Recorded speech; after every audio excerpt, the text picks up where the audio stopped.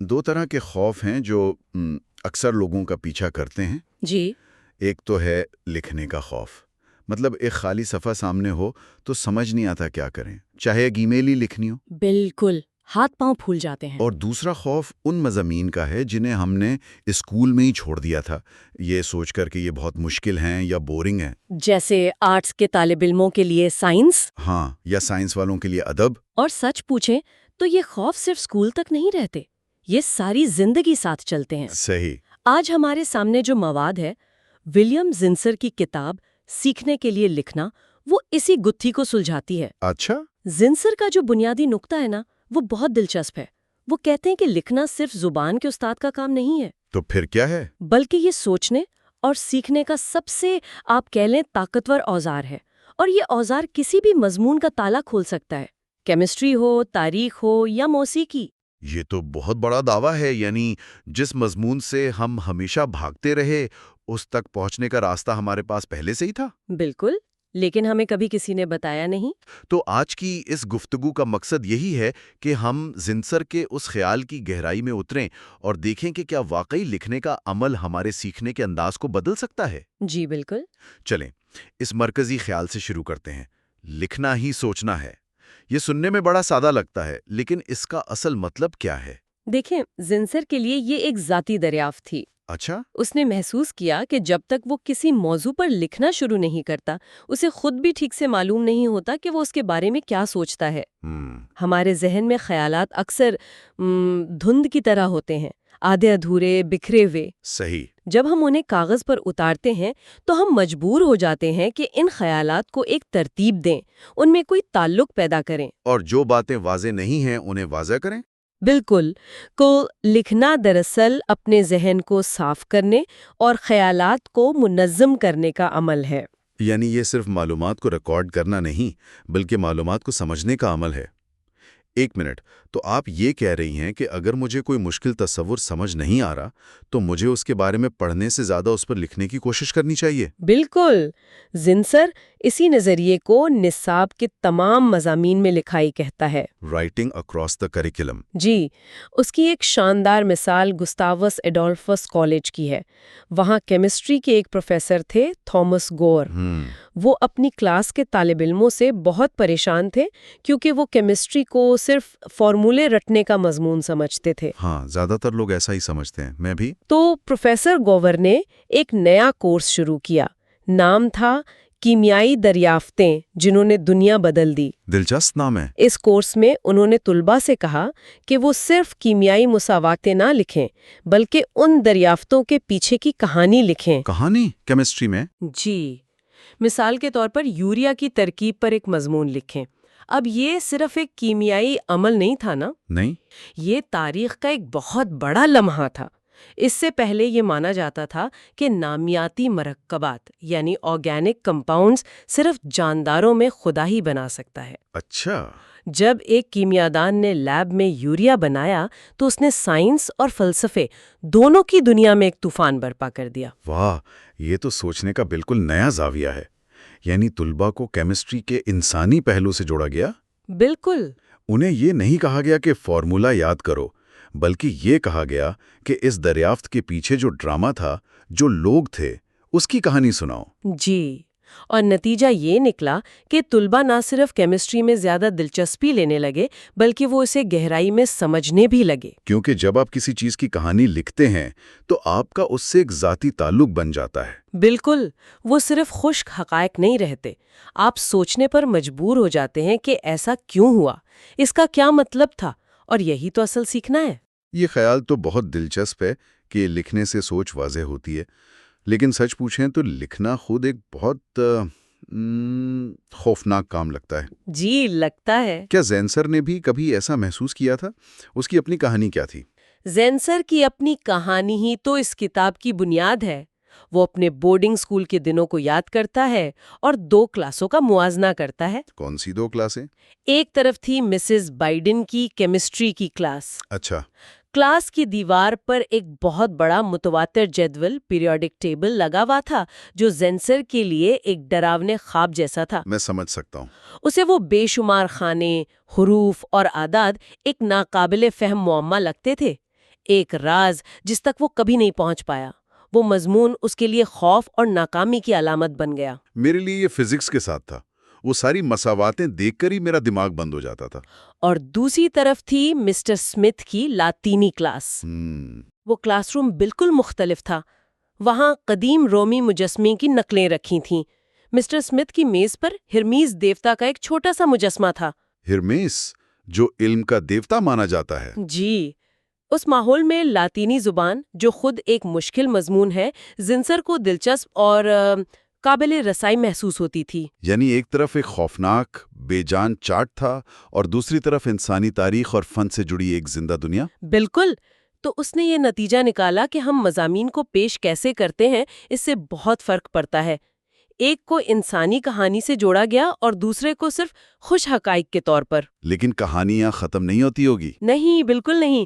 زنسر نے اپنی پوری جوانی ان مضامین سے بھاگتے ہوئے گزاری جن سے وہ ڈرتا تھا: سائنس، ٹیکنالوجی، ریاضی۔ اچھا۔ لیکن پھر قسمت نے اسے ایک ایسی جگہ لا کھڑا کیا جہاں وہ بھاگ نہیں سکتا تھا۔ وہ کہاں؟ اس نے ایک میگزین میں بطور مصنف اور ایڈیٹر کام شروع کر دیا، اور اسے ہر اس موضوع پر لکھنا پڑا جس کے بارے میں وہ کچھ نہیں جانتا تھا۔ یعنی اسے اپنے سب سے بڑے خوف کا سامنا کرنا پڑا۔ جی، اسے ڈاکٹروں، سائنسدانوں، انجینئروں کے انٹرویو کرنے پڑتے تھے اور ان کے کام کو عام لوگوں کے لیے آسان زبان میں بیان کرنا ہوتا تھا۔ یہ تو بہت مشکل کام ہوگا۔ اور اسی عمل میں اسے وہ بصیرت ملی جو اس کتاب کا مرکز ہے۔ اسے احساس ہوا کہ علم الگ الگ خانوں میں بٹا ہوا نہیں ہے۔ ہر مضمون، چاہے وہ سائنس ہو یا آرٹ، انسانی تجسس کی ہی پیداوار ہے، اور اسے سمجھنے کا بہترین طریقہ یہ ہے کہ اس کے بارے میں لکھا جائے۔ واہ! تب اس نے وہ مشہور جملہ کہا کہ ہرمز اور متواتر جدول دونوں ہی علم کے گھر کے دیوتا ہیں، اور لکھنا وہ چابی ہے جو ان دونوں کے دروازے کھولتی ہے۔ کیا بات ہے! اسے احساس ہوا کہ اگر مسز بائیڈن نے اس سے متواتر جدول کے فارمولے رٹوانے کے بجائے مینڈلیف کی کہانی لکھنے کو کہا ہوتا تو شاید وہ کیمسٹری سے کبھی نہ ڈرتا۔ ٹھیک ہے، تو یہ بات تو سمجھ میں آ گئی کہ لکھنے کا عمل سیکھنے کے لیے بہت ضروری ہے۔ لیکن سوال یہ ہے کہ اچھا کیسے لکھا جائے؟ جی، یہ بہت اہم سوال ہے۔ خاص طور پر جب مقصد سیکھنا ہو۔ کیا زنسر اس بارے میں بھی کوئی عملی مشورے دیتا ہے؟ ہاں، اور اس کے مشورے بہت ٹھوس اور عملی ہیں۔ اس کا پہلا اور سب سے اہم اصول ہے معلومات مقابلہ شور۔ Information versus noise. جی، وہ کہتا ہے کہ زیادہ تر تحریروں کا مسئلہ یہ ہے کہ ان میں معلومات کم اور شور زیادہ ہوتا ہے۔ یہ شور کیا ہے؟ غیر ضروری الفاظ، مشکل اور مبہم زبان، بے ترتیب جملے، یہ سب شور ہے جو اصل پیغام کو قاری تک پہنچنے سے روکتا ہے۔ صاف تحریر وہ ہے جس میں ہر لفظ اپنا کام کر رہا ہو، کوئی فالتو لفظ نہ ہو۔ یہ تو آج کل کی کارپوریٹ زبان پر بالکل فٹ بیٹھتا ہے۔ لمبی لمبی ای میلز جن میں بڑے بڑے الفاظ تو ہوتے ہیں لیکن کام کی بات مشکل سے ملتی ہے۔ بالکل، اور اسی سے اس کی دوسری تکنیک جڑی ہے جسے وہ کہتا ہے جان بچانے والے فعل مقابلہ قاتل اسم۔ Life saving verbs versus killer nouns. یہ کیا چیز ہے؟ یہ بہت دلچسپ ہے۔ وہ کہتا ہے کہ اچھی تحریر میں جان اس کے فعل یعنی ورب سے آتی ہے۔ مضبوط فعال فعل تحریر کو توانائی دیتے ہیں، اور قاتل اسم جملے کو جدید دفتری زبان میں تبدیل کر کے دکھایا۔ اچھا، بائبل کا جملہ تھا، میں نے لوٹ کر دنیا پر نظر ڈالی اور دیکھا کہ دوڑ ہمیشہ تیز رفتار کی نہیں ہوتی اور جنگ ہمیشہ طاقتور کی نہیں ہوتی۔ بہت خوبصورت اور واضح۔ اب آرویل کا دفتری ترجمہ سنیں۔ اسری مظاہر کا معروضی جائزہ اس نتیجے پر پہنچنے پر مجبور کرتا ہے کہ مسابقتی سرگرمیوں میں کامیابی یا ناکامی فطری صلاحیت کے مطابق ہونے کا کوئی رجحان نہیں دکھاتی۔ یہ تو بالکل ناقابل فہم ہے۔ اس میں وہی قاتل اسم بھرے ہوئے ہیں: جائزہ، نتیجہ، سرگرمیاں، صلاحیت۔ اس نے ایک زندہ خیال کو مار دیا ہے۔ بالکل۔ کی ایک باکسنگ میچ کی تفصیل کا بھی حوالہ دیا جہاں میلر نے لکھا کہ باکسر آہستہ آہستہ فرش پر ڈوب گیا۔ واہ! اس نے یہ نہیں لکھا کہ اس کے ذریعے اس کی فنا کا احساس تجربہ کیا گیا۔ پہلا جملہ آپ کو رنگ کے پاس لے جاتا ہے، دوسرا ایک بورنگ رپورٹ کی طرح لگتا ہے۔ بالکل۔ اور اس نے لطف اندوزی کے بارے میں بھی کچھ کہا تھا۔ یہ تھوڑا عجیب لگتا ہے۔ سیکھنے کے عمل میں لطف اندوزی کا کیا کام؟ زنسر کے لیے یہ بہت اہم ہے۔ اس نے مزاح نگار ایس جے پرلمین کا حوالہ دیا کہ پڑھنے والے کو یہ یقین ہونا چاہیے کہ لکھنے والا اچھا محسوس کر رہا ہے، چاہے وہ حقیقت میں نہ بھی کر رہا ہو۔ جی، اس کا مطلب یہ ہے کہ آپ کے لکھنے کے عمل میں ایک توانائی اور دریافت کا احساس ہو۔ اگر آپ خود لکھتے ہوئے بور ہو رہے ہیں تو آپ کا قاری تو 100% بور ہو جائے گا۔ صحیح۔ جب آپ کسی موضوع کو تجسس اور لطف کے ساتھ کھوجتے ہیں تو وہ توانائی آپ کی تحریر میں منتقل ہو جاتی ہے۔ تو یہ اصول صفائی، مضبوط فعل اور لطف مختلف شعبوں میں عملی طور پر کیسے نظر آتے ہیں؟ کیا زنسر نے آرٹ یا سائنس جیسے شعبوں سے بھی مثالیں دی ہیں؟ ہاں، اور یہ مثالیں ہی اس کی کتاب کو اتنا طاقتور بناتی ہیں۔ فنون لطیفہ کی دنیا سے اس نے آرٹ کیوریٹر اے ہائت میر کی ایک تحریر کا حوالہ دیا ہے۔ اچھا۔ میر کو مشہور مصور ٹولوس لوتریک کی زندگی اور کام کو صرف ایک مختصر پیراگراف میں بیان کرنا تھا۔ یہ تو بہت پیچیدہ کہانی ہے۔ اسے ایک پیراگراف میں کیسے بیان کیا جا سکتا ہے؟ میر کی تحریر دیکھیں۔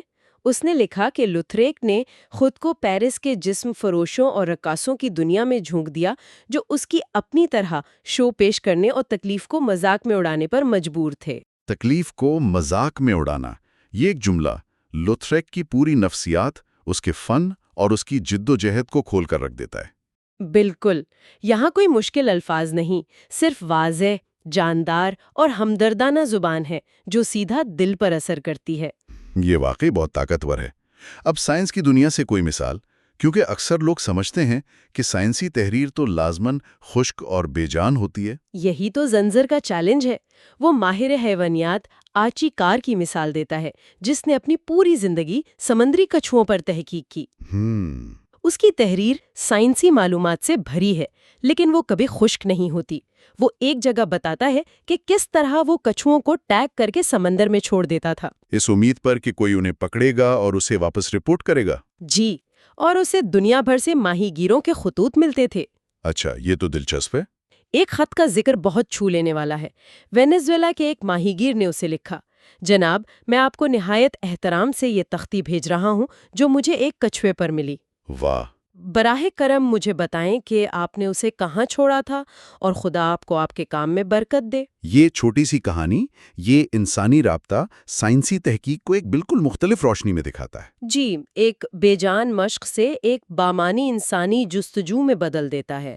کار کی تحریر ہمیں یاد دلاتی ہے کہ سائنس انسانوں کے بارے میں ہے اور انسانوں کے لیے ہے۔ اور چارلز ڈارون کی مثال بھی تو ہے۔ اس کی کتاب بیگل کا سفر کو ایک کلاسک سمجھا جاتا ہے، صرف سائنسی لحاظ سے نہیں بلکہ ادبی لحاظ سے بھی۔ بالکل، ڈارون کی تحریر کی خوبصورتی اس کی وضاحت اور تجسس میں ہے۔ جب وہ گیلاپیگوس جزیرے پر پہنچتا ہے تو وہ صرف جانوروں کی فہرست نہیں بناتا، وہ قاری کو اپنے سوچنے کے عمل میں شامل کرتا ہے۔ جی، وہ لکھتا ہے ان جزائر کے زیادہ تر جانور عجیب ہیں۔